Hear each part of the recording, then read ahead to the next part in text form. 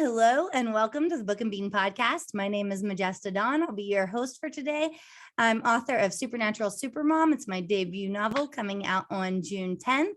And today we have a very special treat. As you'll see, we have not only one, but two authors with us today. We have Susan Farris and Dawn. I didn't double check how to pronounce your last name. Is it Dugle? You got it. Yep. Nice. With a name like Majesta, I know what it's like to have your name mispronounced. So I should have asked first. Thank you so much for joining me today, ladies. And one of the things that made me giggle right away is, Susan, I think you reached out to me first on TikTok and you said, hey, I'd love to have a conversation with you about books. I love to write sweet romance books. And you said, my friend Dawn writes the spicy romance books. We're the sweet and spicy sisters. And I love that. Yeah, we definitely have two sides of the coin going there. It's so fun, right? Because as someone who I like to read both types, right? Every once in a while, I'm in the mood for that sweet romance. Other times I'm like, okay, I need a little spicy in my life. So it's nice to, I feel like a lot of times book talk kind of pits them against each other. Like, if you're not here for the smut talk, I don't want to talk to you. Or if you have smut, then I don't want to talk to you. It's like, I read both. I think we both read both. Dawn calls it, what do you call it? Like when you want to read sweet romance? Oh, palate cleanser. It's my palate cleanser. Yeah. I'm like, just, like there's only so many times you can read about a woman getting railed by whatever. I'm just like, sometimes I just, need somebody to make me a pie and not like have the smexy times with it. That's it. I just need just make me a pie, romance me. And wait, and it's funny that you say that, because I do believe that your author bio says that you love karaoke and chocolate cake. So they can bake you a chocolate cake and things will be good. I am a chocolate cake hoe, but I'm also a really picky chocolate cake hoe. So like, don't come at me with this dry stuff. And I have very strong thoughts on chocolate chip cookies too. Like, just don't come at me with raisins in a cookie. Like, I take my sweets very seriously. Very seriously. A Southern thing. That's a Southern thing, though, I think, because I'm from West Virginia. I think when you're from the South, like, we take our sweets seriously. It's important. Oh, yeah. I give away recipes with just about all of my books. That's amazing.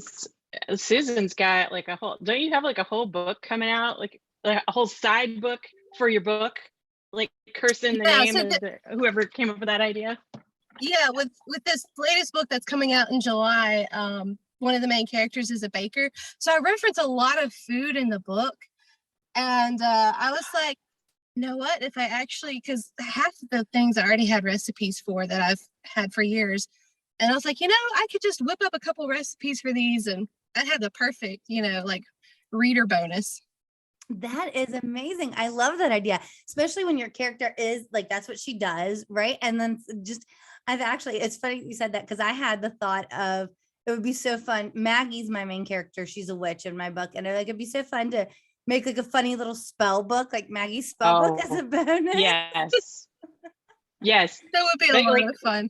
It would but in my like suspense author brain, I'm like, unless the spells you write actually came true, and then like all these people are just wielding magic all over the world, and they trace it back to you, and you get in trouble with like the witch council or something like that. Like, feel free to take it, because I'm not gonna write. Comes up with plots.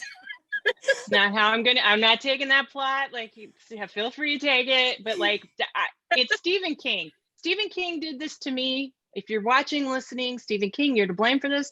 Because a gazillion years ago, before there was a word for fire, when I was a kid and would read his books, because I was reading his books as a child, there was nobody stopping me. I saw him on a talk show. It was a Whoopi Goldberg talk show. So this is like a million years ago.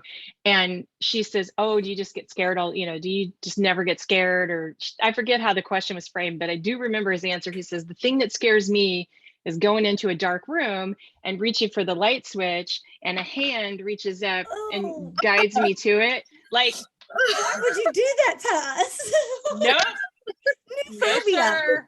No, thank you. So now, like, every single time I go into a dark room, Oh, Stephen King, like, I'm getting goosebumps just think about it. I'm like, God damn sons of bitch.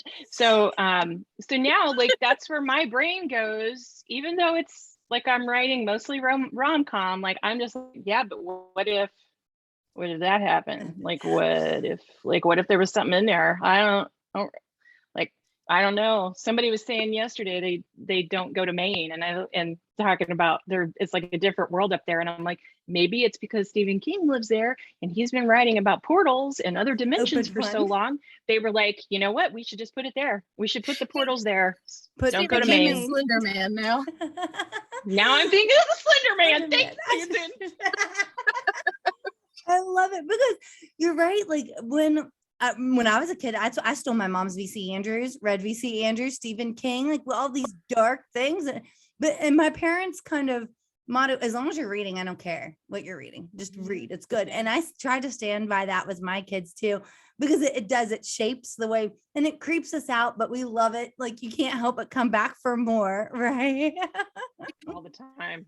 All the time. Awesome. Oh my goodness. So tell me, I think it's hilarious, Dawn. I'm just gonna, while we're talking about this, that this is the second time, once happened before we started recording, that you kind of was like, oh, that may be great in a book. We were joking, everybody, none of our technology is necessarily working the way it's supposed to be today. And Dawn mentioned that it's because it's in Mercury retrograde. And then we started talking about demons being in our routers, and it's just gonna make use that. How do you guys find inspiration for your books? Because Dawn and Susan, you each have written several books. Like I'll have you each tell me how many books you've written, and then tell me how you continue to find new inspiration for each of them. I think Susan's frozen, or she's just absolutely shocked by what we're talking about. So yeah, I'll take that question.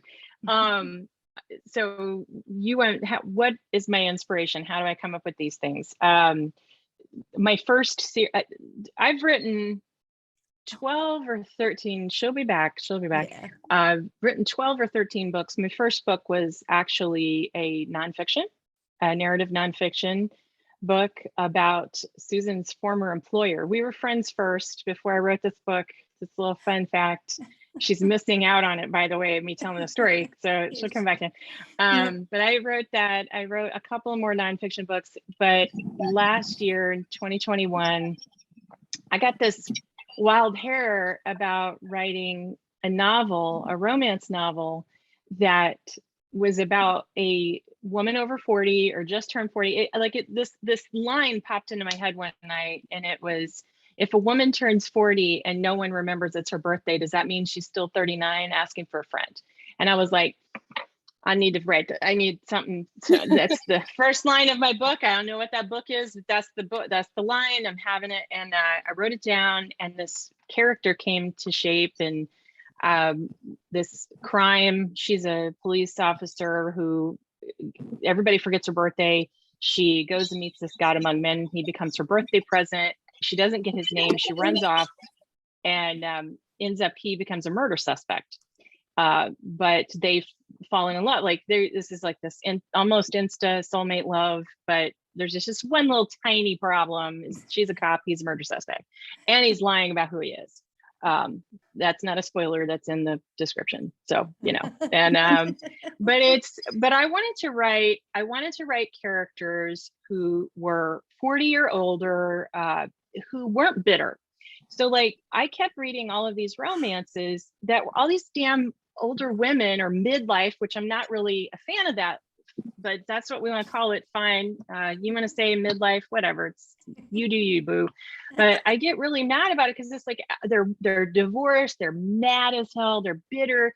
Everything is just turned to crap. And it's like, I don't know any woman over 40 who has gotten to this point in their life without learning a few lessons, getting a little stronger along the way, and like having zero F's left to give about what somebody says about her.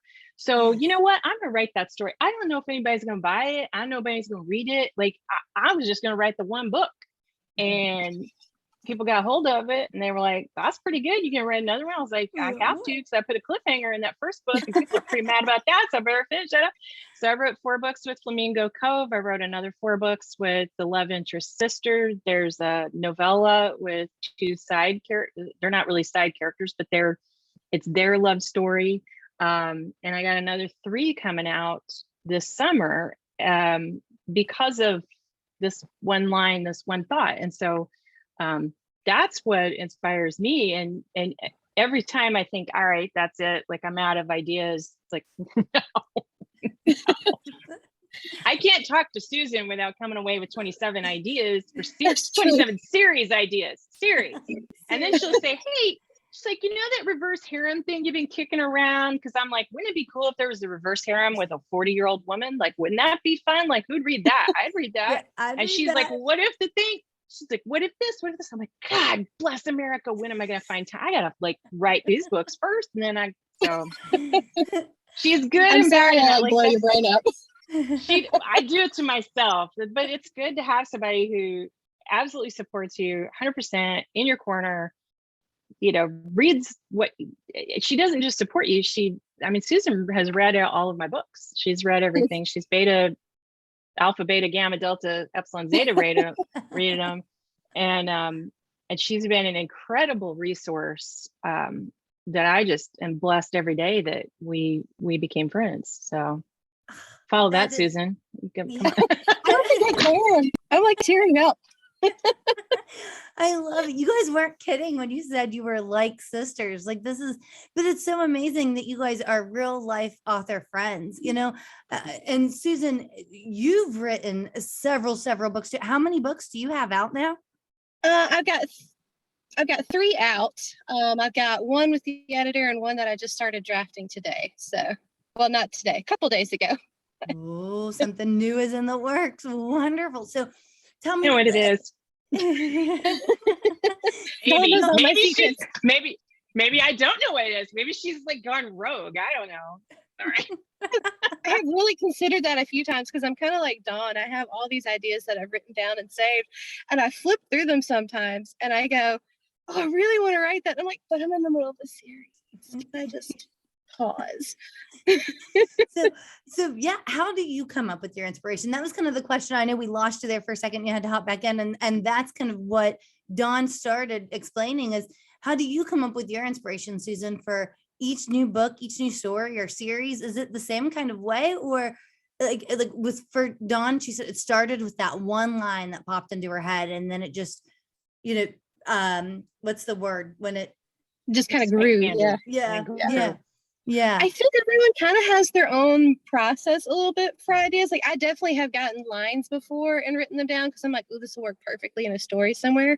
But, sometimes it's an idea for a title. Like I'll hear a little blurb from a song or someone says something cool on TV and I'm like, ooh, that would make an awesome title. And it could be about this. Or, I'm also a shameless eavesdropper when I'm out in public. Yes. And people are really good storytellers in the South. Like I get so much material just from listening to the gossip. Sit on a nice park bench where it's crowded, just kind of eavesdrop, pretend you're reading and you're really just kind of, okay, I need my next story idea, right? What the best one is now that more people know that I'm a writer, sometimes they just come up to me and tell me stories and they're like, you can use this in your next book if you want to. And I'm like, this was really scandalous. Are you sure? Yes. Try being a spicy writer. They'll give you their previous sexy times things. I'm like, I don't thank you, because that's a good idea, but oh my God, never look at me again and we never speak of this again. Seriously. Do you guys really have that happen? Do you people come up to you and tell you could use this in your next books? Okay. A note to self, I'll know I'll made it as an author when people start coming up to me offering. Careful what you wish for, because they'll tell you. I think the only thing that I've ever found annoying is when someone comes up and tells me their book idea, and I'm like, why are you telling me this? You should be writing it. I'm not going to write the same story that you're imagining because I'm not you. So keep your idea, but thank you. I have had that happen where someone's like, I just had this idea, and but I just don't have the time to write it down, or I'm not really a writer, but I think this would make a cool book. But you're right, like whatever you're seeing in your head, if I just because you give me the story outline, if I tried to put it into a book, it's going to be completely different. And like even you two being best friend, oh, that would be a really fun experiment. I wish we had more time. If I would have thought this out, I would love to give you both like a writing prompt, the same writing prompt, and I bet you'd both take it like two completely different directions. Maybe. Susan sent me a TikTok the other day, and I can't remember what the title of it was, but it was about a sweet author starting to write spicy. And the message that came with it was, that's not what I'm doing. I just thought this was funny. It's not what I'm doing. I'm not switching. And I was like, that's how we get you to the dark side, is we're like, well, you know what? It'd be real easy to add some spice in here. It saves you some, plot points you got to put in your book and all that, you got to have words. About clean romance, you've got to have a good plot, or it just doesn't it does not go. Like, you can't just throw a spicy scene in when it's getting a little boring. Yeah. And Susan wrote her latest book, which comes out July 1st, yes, right? July Piece 1st. Of Cake comes out July 1st. I had a chance to read that, and I'm telling you, I got through about 75% way through that book, and there were some scenes that were like heat. It was like sweet with heat, but not spicy, not smexy, but like slow burny, like tension. Oh my God, is he, I can feel the heat off my Kindle right now. And it took me a minute because I was like, wait, is this going? No, it's not going where I think it's where I would send it. But I mean, she really wrote this sort of amazing tension between these two friends who fake dating. Love that. Fake dating, small town, friends to lovers. I'm like, one of my favorite tropes. So good. So good. That's amazing. So good. Well, and you're right. That is like, it's different to keep it sweet, right? But to still convey the intensity. Like I think very intense. That feels like an amazing compliment you just gave Susan, because to be able to do that, to feel the heat coming off, but keeping it sweet, like that's to create that dynamic and to feel that without, that's amazing. There's only been. Oop, what? No, go ahead. I was gonna say there's only like one other author I can think of off the top of my head that writes sweet, not necessarily wholesome, because it's paranormal, but like she made a comment in one of our author groups that she didn't write, she was closed door and all this stuff. And I thought, no, that's not right. Like I was like, arguing with her, like, no, you write spicy, don't you? I remember that being kind of, but she knows her books. She clearly doesn't write spice. She wrote very intense love scenes. So it's been only two authors, RJ Blaine is her pen name, and Susan, like that I can of course I don't read a lot of wholesome. So, from someone one time, that even when you're writing clean romance, it doesn't mean no sex, it just means no sex on the page. And I try to keep it on the cleaner end of the clean scale, because my mother reads my books and I don't want her to disown me. So but yeah, I kind of took that and was like, yeah, like I can amp up, the physicality, the tension a bit, and still be in that clean realm. So, and then in the next book, I had to introduce a pastor. So now I've got to bring that tension without crossing any lines. It could be definitely a balancing act. And, I don't know if you guys heard, I've shared in another podcast, or kind of what started to get me into book talk was I found my publisher for my book, Supernatural Supermom. It's no secret that the characters are so closely related to my entire family. Like she's a mom, she's married, she's got her husband, she's got her 3 kids. All their names start with the same initials that our names start with. Like I just started writing this for me. Got a publisher. She's like, want to publish you? Love your sample. And send in the rest of the story. And they're like, so where's the romance? Where's the spice? And I'm like, it's not a romance. That's not what this one is. It's not a spicy. And they're like, we're going to need you to add a couple spice scenes. And I'm like, and mind you, I like, that's mostly what I read is spice. But I'm like, guys, like this would be like letting you look inside me and my husband's bedroom. I can't do this. It's too closely related to us. I can't. So I lost my contract with that publisher. And thank God for Book Talk. I kind of put that out there. I found my other publisher and now the book's being made. But how do you, it sounds like, Susan, you're flirting with the dark side. Dawn, you've dove right in. I open the door, I give you a front row seat, and I use all the words. That's all the words. All the words. And I am here for it. What was it like for, and I heard you say, Susan, like my mom reads this. We all have that, right? Like our friends and family are going to read this. How did you overcome that, Dawn? How did you get out there and just? See previous statement, I'm over 40 with 0 F's left to give. So, no, it's my mom, she read it. I mean, I knew she would. She ran around telling everybody I wrote sex books. I'm like, well, I don't know if we call it that. I mean, I'm not like Dr. Ruth. I'm not going to diagnose anything.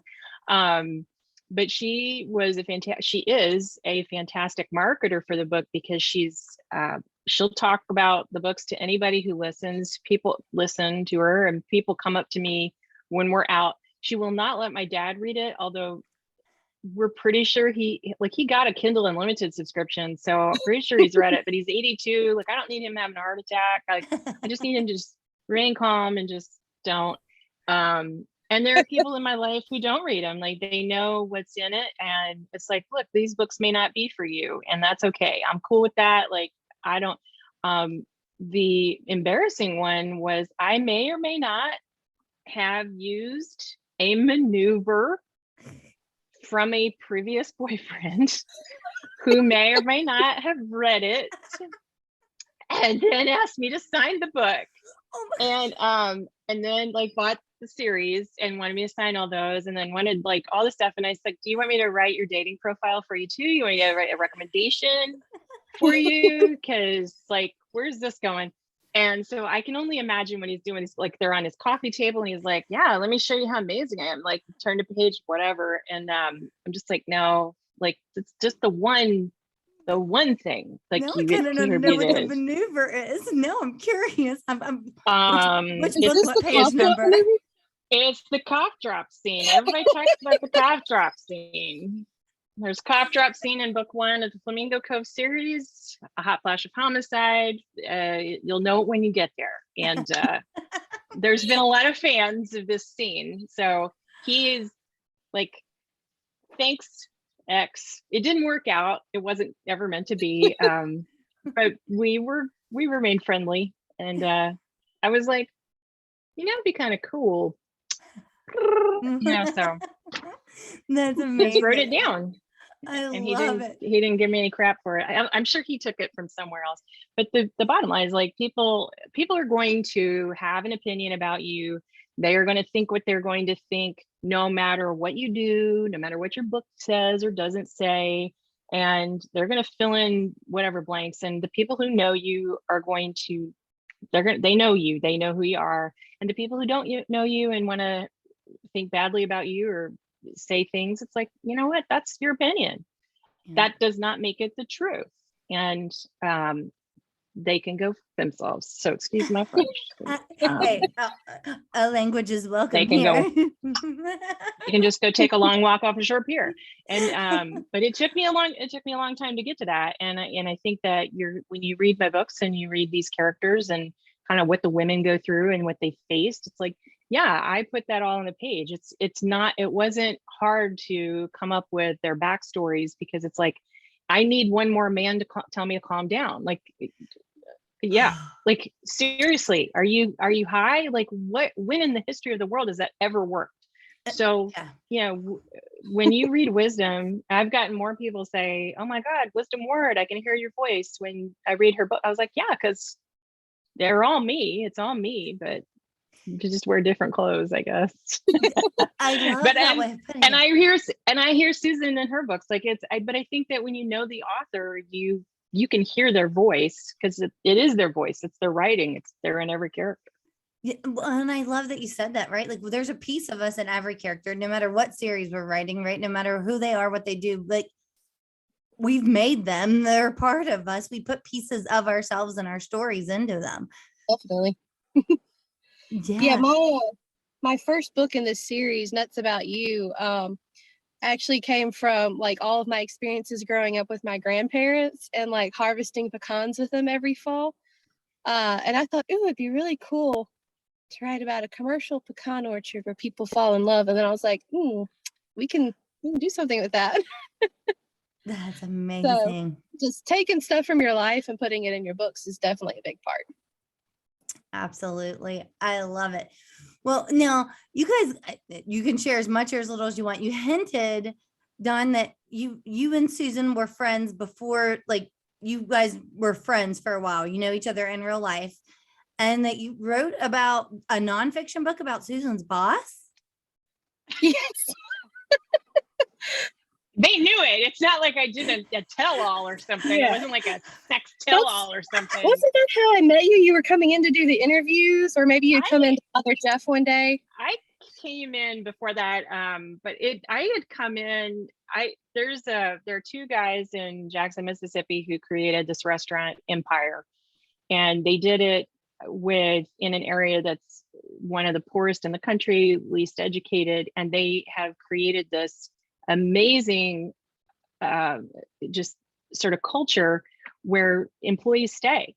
They stay. They've got great customer service. They've kind of ruined me for other places because of the customer service.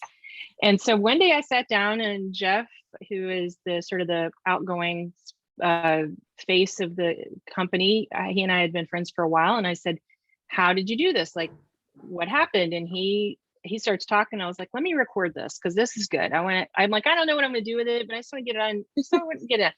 And so when we were done, he's like, hey, we've got this new marketing person. I'd love for you to meet her, Susan, and all. And I had known the previous gal, and I was like, oh yeah, Lord knows we do enough together. So I met Susan, and I liked her instantly. And I know that she wasn't quite sure about me. She's like, I don't know about this gal, but I was like, yeah, we're gonna be friends whether you like it or not. So you might as well just embrace it. So I just wore her down, which is what I do with most of my friends. So I would say it was an enjoyable experience, though. I just remember Dawn like giving Jeff. So I have nothing but good feelings for Jeff. Yeah, I don't work for him anymore, but we parted on really good terms. And I just remember Dawn coming into the office and just giving him so much shit. I'd be sitting in my office going. So. I may or may not have been loud in those experiences so Susan could enjoy the show. Like, I'm not saying that's the case, but Jeff is like he in many cases is a lot like my big brother. We're very similar personalities, and just love to cheer people on. Big targets sometimes when people think that they know you and they want to come at you, but he means well. Sometimes it doesn't execute well, which is in the book. And I'll tell you, him and his partner were so forthcoming about the trials and tribulations of that business and what they did to make it successful. And it's been almost 30 years. They crowdfunded a restaurant before that was even a thing. It was just there's a great story about how a certain wine company that was like this terrible, like bottom of the barrel kind of wine company that had a stranglehold on the American restaurant market, and they wanted to put their wines in the restaurant. And the guy who was in charge of wines at the time, he's like, nope, absolutely not. And Jeff and Dan had his back, and they're like, okay, nope, get the hell out. And they've never served any of those wines ever in the history of the restaurant. And I was just like, and then they sent these guys from New Jersey. It was a little sketchy at some point. Like, I was like, oh my God, the wine mob came after you. Wait, is that going to be the next series? The wine mob? The wine mob. No. Damn it. No, I do have, I did put I have a restaurateur. Saul is he's in the novella. He's in a lot of a lot of the books. But Jake Solomon is a restaurateur, former Marine, and his moms live on Pleasure Point, which is this new island location of the new series. And I don't know if it's going to be his sister or his cousin. I haven't figured it out yet, but book 4 in the series will involve a restaurant there. And it's like, this has been like everything that you do in your life. And I know Susan's had this too, like everything that you come across, like I've had these little bits and pieces of things that have happened in my life and these amazing adventures, and people don't believe me. I really thought about writing a dating book, like all the dates I've been on, and one chapter would be 13 mics. That says it all. And then I'm like, nobody's gonna believe this. I should just turn it fiction, just write a romance and write a happy ending, and then like the end of it. We've had all these amazing experiences, and they add up to these sort of tidbits of things in the back of your head, and you're just like, what do I do with all this stuff? What do I do with the pecan farm? What do I do with a Christian summer camp that I attended? What do I do with this restaurant knowledge? And the answer is you make it funny and you put it in a book, or you throw everything in the kitchen sink at them. It's like, okay, let's see how you get out of this one. And just throw stuff at your characters, which is also fun. Oh my goodness. I love it. I love it. So you guys were friends before you even realized you were both authors? Yes. That's amazing. Had you already started writing your books when you met Dawn, Susan? I believe Dawn might have started writing by this point, but I was not officially writing. I was writing. I was in grad school for my MFA, so I was writing, pieces for that. But I didn't start really writing a book until, oh gosh, probably 4 years into knowing each other. So that like my first book came out right after I left that job. I kind of quit in order to go be a writer. But yeah, we had known each other for a good while. Dawn's book, The Bravo Way, had already come out, and we had hosted a big launch party and all that for it at the restaurant. And that was something. Oh, that's so That was exciting. something else too. It was like a wet. It was like a wet. Everybody kept saying it's like a wedding. I was like, well, if that's the case, a wedding sucked, because like I didn't eat anything. I don't remember much, but everybody had a great time and the pictures look amazing. So that I is guess how weddings go. You don't remember much, you don't eat anything, but you're hoping everyone has a good time. And you get some good you pictures. had a good time. Yeah. And I hope the pictures turn out like that. Was like Dan and his team made all this amazing food, and I was like, wow, those pictures look tasty. Like I wish I could have tasted some of that food. Yeah. That would have been good. And then you were like stuck at the signing table all night. Oh my gosh, there was signing. People lined up. I mean, it was great because people enjoyed the story. Of course, the whole time I'm writing it, I was like, don't fuck it up, because these guys are beloved.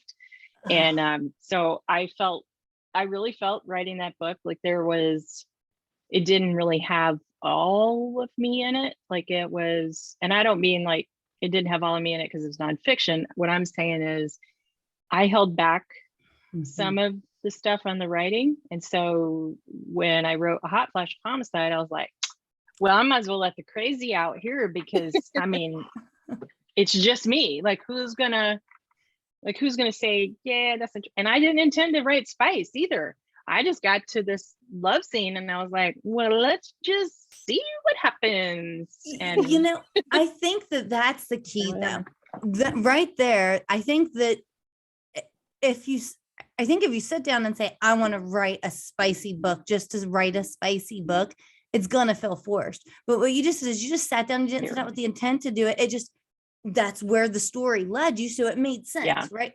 And it fits better in the story. I think is because I know we've all read those books where it feels a little bit forced. Like, okay, this is it's formula, and it's a formula. And again, there's nothing like if that's what you want to write, if you want to have a formula and you want to write, at page, at 30% in the way, you're going to have a sexy scene or an almost scene, but at 50% of the way, they're going to be getting it on like Donkey Kong. Like you do you, man, like whatever. And there are books where I read a lot, and I read books and I get to a certain point in the ebook and I'm like, it doesn't feel right. This feels forced. It feels like we're dragging out, like to add words. It's like, no, your book doesn't have, you make your book as long as it needs to be. If it's a novella, it's a novella. If it's 60,000 words, what I write. Be it 60,000 words, get on with the next thing. Like, why are we stretching it out? Why are we adding nonsense to these books? Doesn't need to be there. Like that first chapter that no wonder people skip things. I saw the thing about readers skipping prologues. I'm like, yeah, because if you're writing a prologue that has nothing to do with, like, if it's just there because you felt like you needed a prologue, like, not all of my books have a prologue. Yeah. Not all of my books have an epilogue. Like, it is, some of them are 38 chapters long because the chapters are short. Don't let that fool you. They switch. There's dual POV, there's single POV. There's single POV with the second POV is in third person. Yeah, I didn't know. Like, that's just how I do happens. differently now, but that's how that worked. And it's like, but that's how the story worked out. And I haven't, besides a reviewer saying that my sex scenes were graphic and they could be skipped over, but everything was grammatically correct. Like, I don't, like, I was like, well, thank you, Grammarly. Thank you, Grammarly. Thanks for helping me get it all correct so people could skip it. Like, and if people are coming for the spice, they're not skipping over the spice. Like, so I don't want to write something that is fluff. I don't want to write something. So I have taken things out where it's like, this isn't moving the story forward. I've never had anybody complain that sex scene went on too long because it was 2 chapters, but my chapters are short. Like, it switches, like, here's it from the guys, here's it from the, here you go. Nobody's ever sent me a note and said, I don't think anybody ever complains that the sex lasts too long. Okay. I'm like, no one in the history of spicy romance has ever said, yeah, we probably could have made that shorter. Now, here's the other thing that I do. Like, these women are over 40. Like, shit is hilarious. Sex is funny. Let's face it. It's funny. You make noise. There's weird stuff that happens. So I'm like, it's an elephant in the room. Let's talk about it. Let's have some fun. Let's laugh. Let's make some, and some of the scenes aren't as serious as some romance novels might make it. It's like, it's mostly rom-com. You are going to laugh. And then this new book, it's like, I usually laugh through your books. They're just hysterical. Like, I'll just be sitting there giggling, and my husband will look over at me and be like, you're reading Dawn's book, aren't you? Yeah, well, and that's real life. You're right. Things happen. Let's talk about it instead of making everything seem perfect all the time, right? It is funny. You need to be able to laugh at yourself. And if we are laughing at ourselves, our characters would too, right? Especially when things get really serious, you have to have some levity. It's too much. Yes. Well, Susan, tell everybody, first of all, ladies, thank you both for joining me today. I think that we may need to set up round 2, we meet again, chat again, because it's been so much fun talking with both of you for sure. Susan, tell everybody where they can find your latest book. I think you said July 1st is when it's being released. Yes. So Piece of Cake, which is Midnight Bluff Book 3, is coming out July 1st. You can buy it anywhere online. I publish wide, so you can get on Amazon, you can get on Apple, you can get on Kobo, Google, all the big places. And then a paperback will be coming out with that as well. It's just, there's not really a great way to do a paperback pre-order when you're self-pub. Yeah. But yes, you can buy that anywhere online. Awesome. And Dawn, what about you? Where can we get your latest book and what's coming next? All of the Flamingo Cove and Saber Sisters series are in Kindle Unlimited. If you could go to dawndugle.com/books, they're all there. And my newest series, which is the Pleasure Point series, the first book in that series is One in a Billionaire, Lady Billionaire, disgraced journalist. They are going to find each other on a former nudist colony and figure out love and the naked truth is sometimes hard to handle. So that comes out June 24th, which is a Friday. Yeah. That is exciting, guys. I'm going to be putting both of your author websites in the description of this video. If you're watching on YouTube, podcast description. If you're listening on Apple Podcasts, Spotify, wherever you follow, please make sure you follow or subscribe and you hit the little bell for notifications. Otherwise you won't get notified when we meet with other amazing authors like Dawn and Susan. Thank you, ladies, for inspiring me with your books, because I have a long evening of sitting in the car for dance practice. Recitals coming up for my kid, and I just have to sit there for like 3 hours. So I know what I'll be You're welcome. reading tonight. I know what I'll be reading. Well, thank you so much for having us. Thanks for you. having us, and thanks to Susan for putting it out there, because it's amazing to have an author buddy who has your back. Like that's, I can't tell you how important that is to have when you're a writer. So thank you, Susan. You're welcome. Awesome. Thank you guys so much, Dawn and Susan, and everybody, please keep reading.